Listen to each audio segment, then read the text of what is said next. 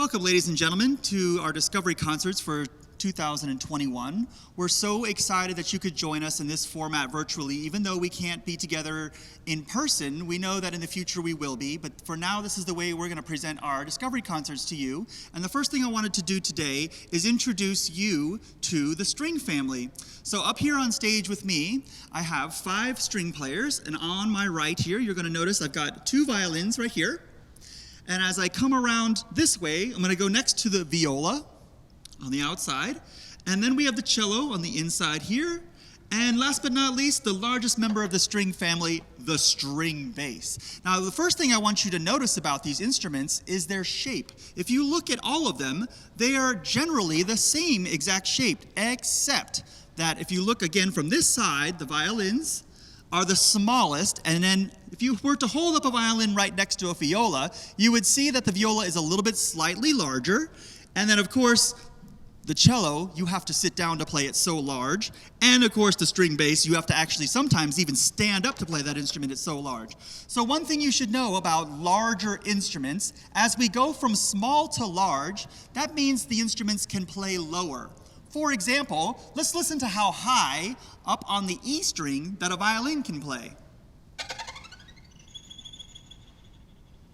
Very high. Now, let's go to the next instrument down so you can kind of get a gradual feel for how much lower these instruments can play.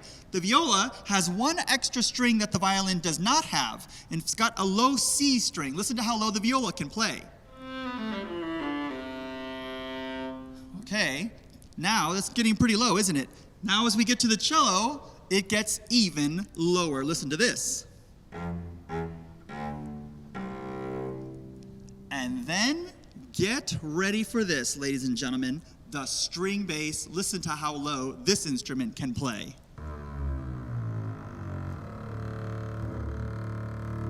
Okay, so all put together, the string family has a very wide range. We've got the lowest of the low and the highest of the high.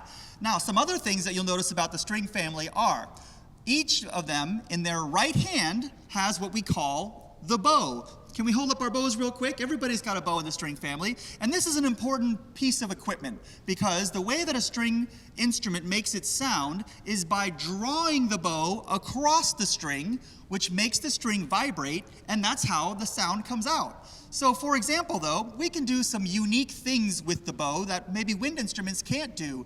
Let's first demonstrate a technique that we call tremolo. And we're just going to go from a D to an A, a little D major scale coming down, and we're going to do it in tremolo. Listen to this effect.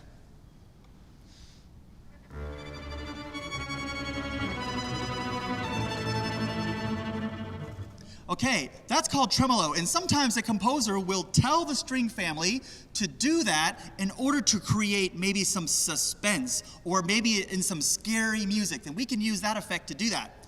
Another effect that we can do on the string instrument is called Ponticello. Can you guys all say that at home? Ponticello.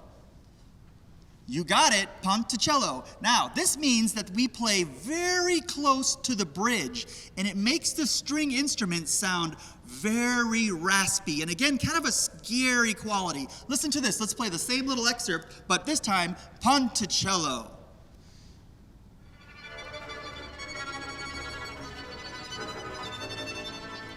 Wow, you could hear the real difference. As soon as they move that bow close to the bridge, we get this really scary effect. So that time we combined tremolo and Ponticello together.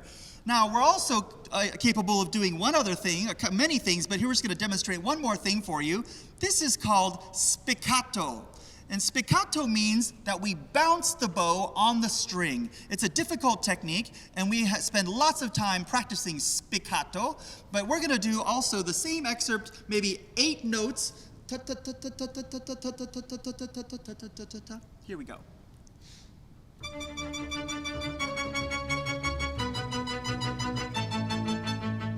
Okay, so you can hear all kinds of really unique effects that a composer can ask the string family to do. Well, usually when the whole orchestra is here, you would notice that the string family is the largest one on the stage. We have lots. And that's actually something that separates maybe a band from an orchestra. The orchestra has the strings combined with the woodwinds, the brass, and the percussion. Well, this particular string family is going to demonstrate a piece for you today, and in this form, it's going to be what we call chamber music, which means just a small group of musicians, and we call this a string quintet. Today, they're going to play Dvorak String Quintet in G major, Opus 77, the movement called the Scherzo.